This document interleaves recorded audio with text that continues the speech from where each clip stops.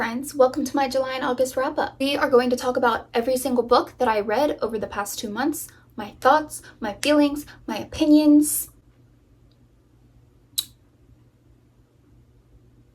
probably some other random things that have nothing to do with books. Now very quickly, I've made this disclaimer before.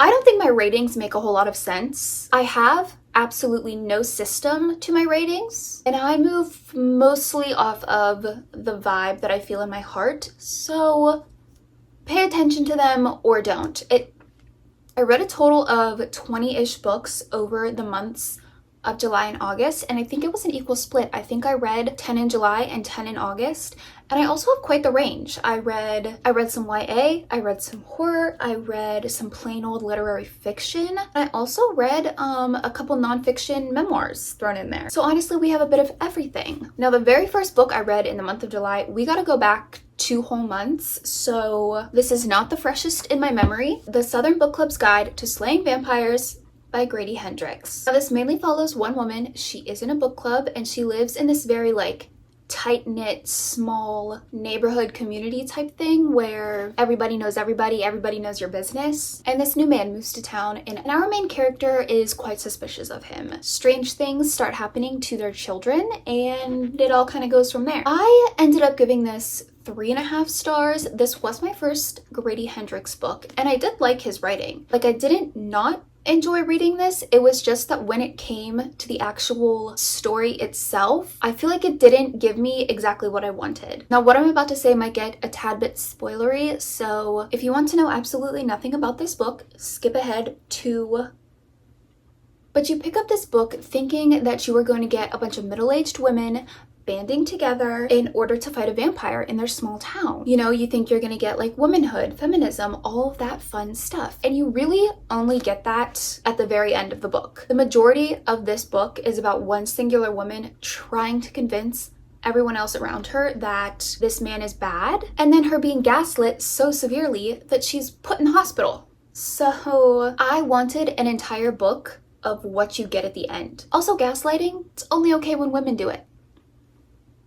I don't make the rules. This next book I read somewhat seriously. In my basement, we have an entire bookshelf of just all of the books that my sister and I read when we were younger. So books that my mom read to us before we could read, books we read in elementary school, middle school, and I will always be so thankful to my mother for keeping all of these books, because whenever I need a healthy dose of nostalgia, I can just go in my basement and pretend I'm a child again. So I was down there, and I found these. These books right here prove that I have been a spooky little bitch ever since I was a child. These are my Mary Downing Hahn books, and if you were a reader in the early 2010s, you know that she is the epitome of children's horror. These books in R.L. Stine are the reason that I did not sleep in my own bed until I was 12 years old.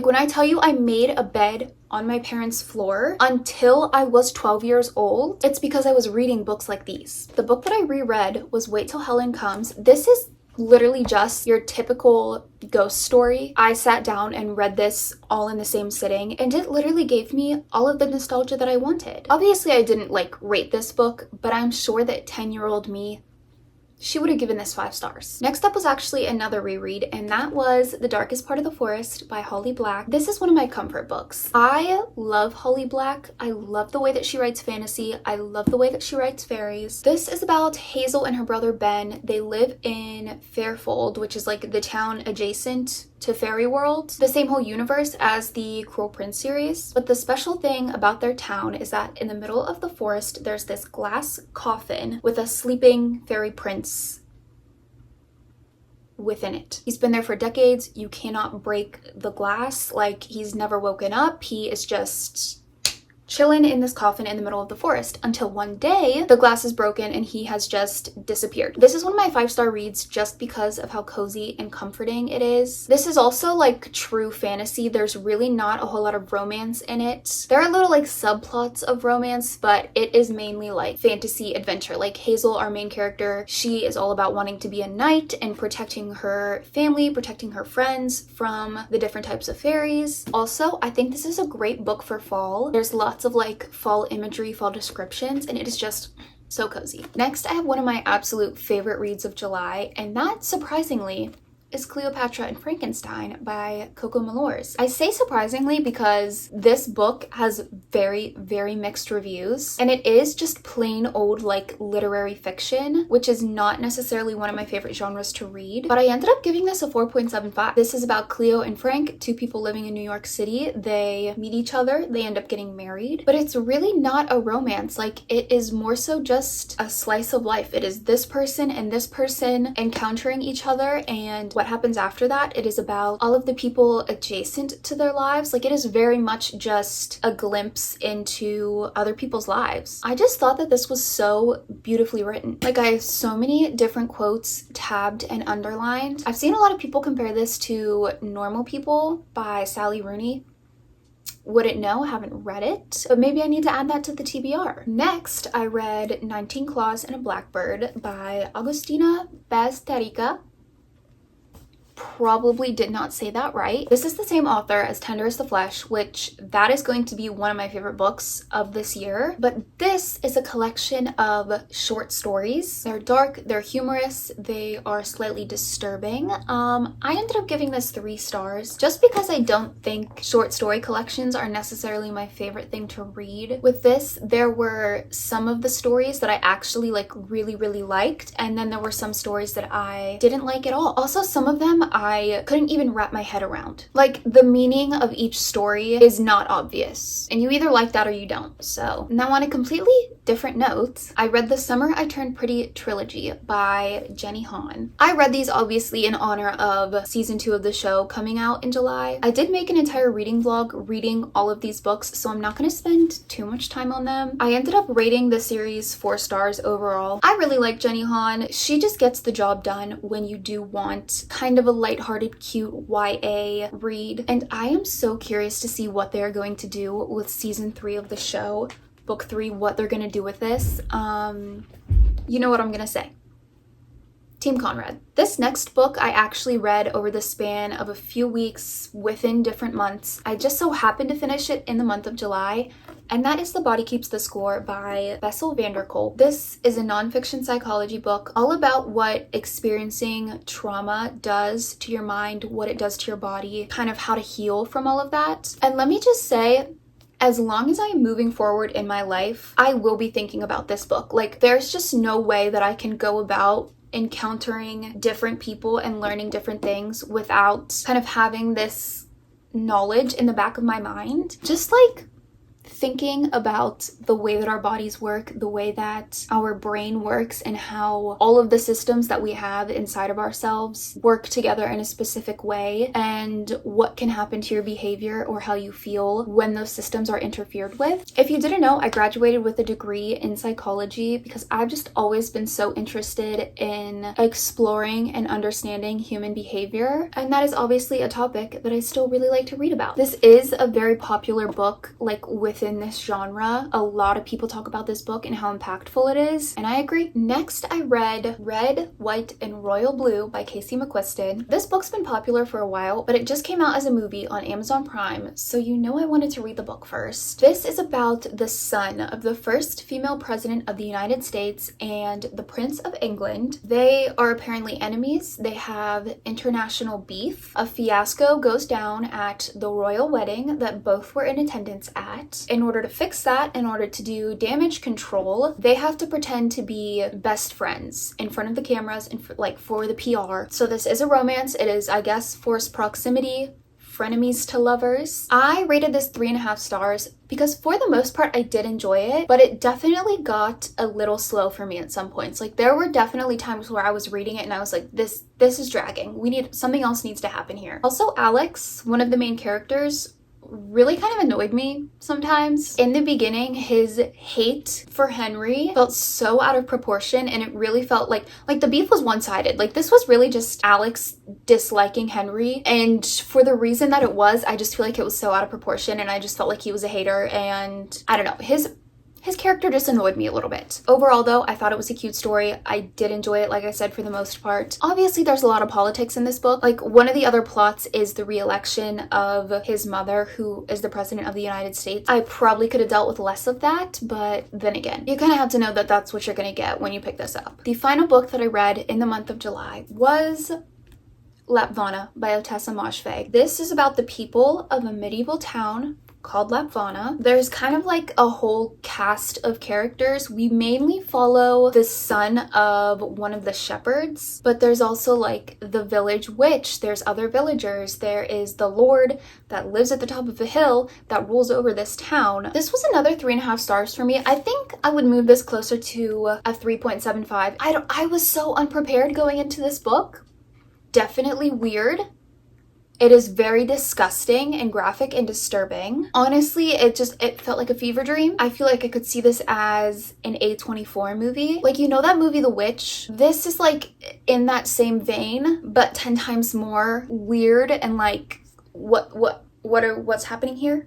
I don't know. There were just so many moments where I was reading and I literally was just like, ew. It was also just very interesting to see how far human behavior would go in the fear of God. Moving on to August. The very first book that I read in the month of August was Being Lolita by Alison Wood. This is a memoir. This is her story of her relationship with her high school English teacher as an underage girl. This is literally the real life story of My Dark Vanessa, if you've read that book. I have also attempted to read the actual Lolita book, but I could not finish it because of how uncomfortable it made me. And that is really saying something. But reading this made me feel so many different emotions. I also read this right after seeing the Barbie movie, which lethal combination. But I just think that like every girl needs to read this or read a book like this. Not saying that this specifically is a universal experience, but different things leading up to something like this, I'm sure we've all experienced. This made me want to scream. I felt sick and empty upon finishing, so highly recommend. After that one, I really just needed like an easy comfort read, and for some reason I was really in the mood for like a John Green 2014 Tumblr-esque era type book. Like, I just needed that very specific flavor of nostalgia. So I decided to read Me, Earl, and the Dying Girl by Jessie Andrews. This is actually a book that I got like way back when we were in the height of that era. I just never read it for some reason. This is about Greg. He's in high school. Him and his friend Earl. Hi.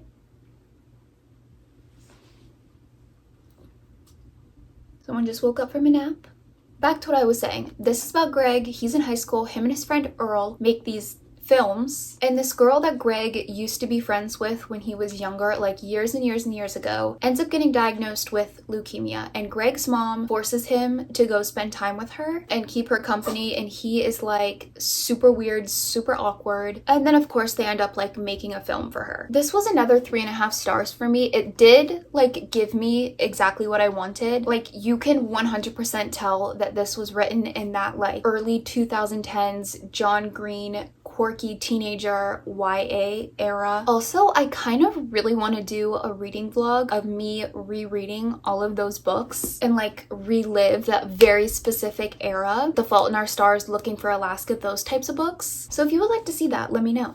The next book that I read was one of my favorite books of all of August, and that was The Honeys by Ryan LaSala. This is YA horror. It is about Mars, and at the very beginning of the book, his twin sister Caroline comes home from the summer camp that she was attending and dies in this very horrific and suspicious way. And Mars thinks that it has something to do with the summer camp that she was just at. Now, he used to attend this summer camp, but at that point he had stopped going, and then you like find out why later in the book. But he decides to go back because he thinks he can figure out his sister's death, and there he encounters this group of girls called The Honeys. I loved this book. I gave it a 4.5. I originally saw this recommended if you really like Bunny by Mona Awad. And this is definitely like Bunny meets Midsummer, but also with this like really unique element that was different than anything else that I've read. I also just really loved Mars as a character. Like, he was so real, he was funny, he was rebellious. He's also gender fluid, so there's this whole other aspect to the story about him kind of like navigating the binary of a traditional summer camp. I don't know, this story was just very unique. 10 out of 10 recommend this one. In the same video that I read The Honeys in, I also read these next two books. The first one being If He Had Been With Me by Laura Nolan. This is about Autumn and Finney. They were childhood best friends. They've grown up, they get into high school and have completely grown apart from each other. They end up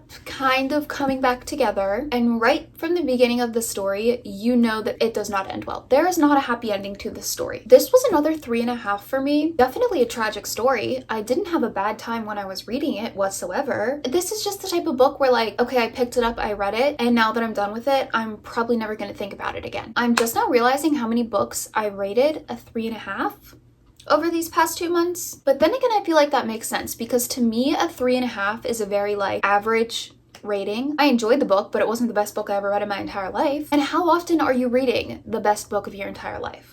Not often. Next, I read Flawless by Elsie Silver. I finally got into the Chestnut Springs series. This is a cowboy romance between a famous bull rider and his PR agent's daughter. Shocker, I gave this another 3.5. In the video where I read this, I said that this was good in the way that like reality TV is good, and I am going to stick by that. Like, you know that saying, very cheesy, but then again, I'm a rat? There were definitely things in this that like I didn't love, definitely things that made me cringe, but now I feel like I'm invested in it and I will be continuing the series. I read another memoir. This is Beautiful Boy by David Sheff. This is from a father's point of view of having a son struggling with addiction. This is such an amazing book. Obviously it's a true story, it's a memoir, but it is so like narratively written, like it reads like a novel. David Sheff is also a journalist, so it includes all of the research that he was doing on addiction, on what addiction does to the brain and the body, what he could do for his son. And then this is also a movie with Steve Carell and Timothée Chalamet, which is actually how I found the book because I kept seeing clips of that one audio on TikTok of Steve Carell singing Beautiful Boy, and it's all based on this book. Next, I read a thriller, and I think this is the only like true thriller that I read in both July and August, so I gotta step up my thriller game. I read A Flicker in the Dark by Stacey Willingham. This was on my summer TBR. This is about a woman named Chloe, and when she was younger, a bunch of girls go missing from her small hometown in Louisiana, and by the end of the summer, her father is the man who is convicted in all of these disappearances. It's now 20 years later, and guess what? Girls are going missing again. I gave this a 3.75 because I liked it slightly more than just like an average 3.5. I really liked her writing. I thought it was very entertaining. However, I did guess the plot twist pretty early on, but listen, that does not make me dislike a book. Like, that does not disappoint me. I am not someone who guesses plot twists very easily. Whenever someone says, oh, that plot twist was so obvious, I'll be sitting here like, was it? That being said, when I do guess a plot twist, I feel proud of myself. I mean, that pride was very short-lived when I saw that everyone else had also guessed the twist. I still think it was a good twist though, like it made sense. Overall though, I enjoyed this and I would read more of her books. This next book I highly enjoyed, and that is Big Swiss by Jen Began. This is about a woman named Greta. She works as a transcriptionist for a local sex therapist, and through listening to these therapy sessions, she becomes infatuated, enamored with this one specific client who she nicknames Big Swiss. Our main character ends up meeting Big Swiss in person, but obviously Big Swiss does not know that she already knows who she is and has also been listening in to all of her therapy sessions. This book was nearly 5 stars for me. I gave it a 4.75. I was genuinely so surprised with how much I loved this book. It's weird, it's funny, it's messy. This book is like your single eccentric great aunt personified. It's just kooky, and that is the best word I can think to describe this book. And the thing is, I didn't like either of the main characters. I did not like Greta or Big Swiss, but it didn't even matter because I loved the story and I loved the writing. This is the type of book where you either get it or you don't. And if you don't get it, you're going to hate it. But I think this could probably be one of my favorite books of the year. So, now the last full book that I completed in the month of August, and I say that because I'm also going to talk a little bit about my current read, but the last book that I finished was The Song of Achilles. This was a reread for me. I read this for the first time probably like 3 years ago, but I can officially say that this is finally the book that has made me cry. And if you watched my last video, you witnessed that firsthand. I gave this book 5 stars the second time through. This has easily become one of my favorite books of all time. And I have never been someone who was super interested in like Greek mythology and Greek mythology retellings, but you don't even have to be to appreciate this book because of how beautifully written it is. Which all of this leads me to my current read, which is Circe by Madeline Miller. Because I love Song of Achilles so much, I decided to finally read her other book, which I'm not quite finished with it yet, but I am about like 60-70% through. And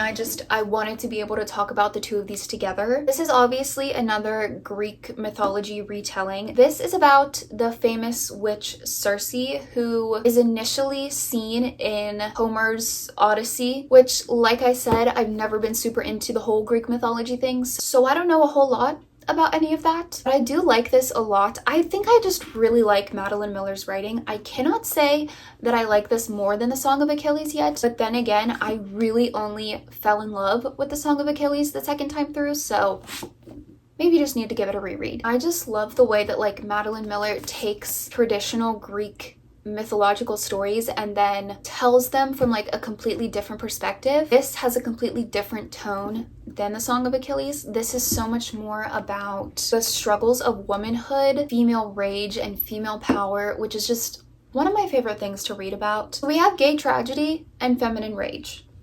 What a combo. Also, I do think that this is what is finally sending me down the Greek mythology rabbit hole, because now I have so many different retellings by different authors that I want to read. And if you are also into this genre and you have any suggestions, please leave them down below. But that officially wraps up this wrap up. These were all of the books that I read in the months of July and August. And now that all of that is over, we can move to the absolute best time of the year. I'm filming this on the last day of August. Tomorrow is September 1st. And like I said in my last video, prepare to be sick of me. But I hope you guys enjoyed. I hope you decide to stick around.